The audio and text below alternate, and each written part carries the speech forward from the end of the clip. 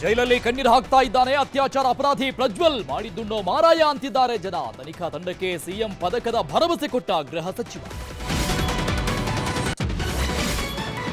ಧರ್ಮಸ್ಥಳ ಕೇಸ್ಗೆ ಹೊಸ ದೂರುದಾರನ ಎಂಟ್ರಿ. 15 ವರ್ಷದ ಬಾಲಕಿ ಶವ ಶೋಧಕ್ಕೆ ಆಗ್ರಹಿಸಿ ದೂರು. ನಾಳೆ ಪಾಯಿಂಟ್ ನಂಬರ್ 11, 12, 13ರ ಹುಡುಕಾಟದ್ದೇ ಕುತೂಹಲ.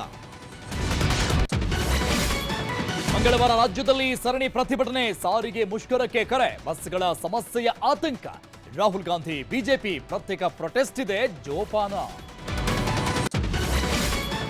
ಯತೀಂದ್ರ ಆಯ್ತು ಈಗ ಸಚಿವ ಮಹದೇವಪ್ಪ ಸರದಿ. ಕನ್ನಂಬಾಡಿಗೆ ಅಡಿಗಲ್ ಹಾಕಿದ್ದು ಟಿಪ್ಪು ಸುಲ್ತಾನ್ ಅಂತೆ. ನಾಲ್ವಡಿ ಕೃಷ್ಣರಾಜರ ಜನ್ಮದಿನದಂದೇ ವಿವಾದ. ಜಲಪ್ರಳಯಕ್ಕೆ ತತ್ತರಿಸಿದ ಹಿಮಾಚಲ ಪ್ರದೇಶ. ಉತ್ತರ ಪ್ರದೇಶ ಪಾಟ್ನಾದಲ್ಲೂ ಪ್ರವಾಹಕ್ಕೆ ಮುಳುಗಿದ ಮನೆಗಳು. ರಾಜ್ಯದ ಹಲವು ಜಿಲ್ಲೆಗಳಲ್ಲೂ ವರುಣಾರ್ಭಟ.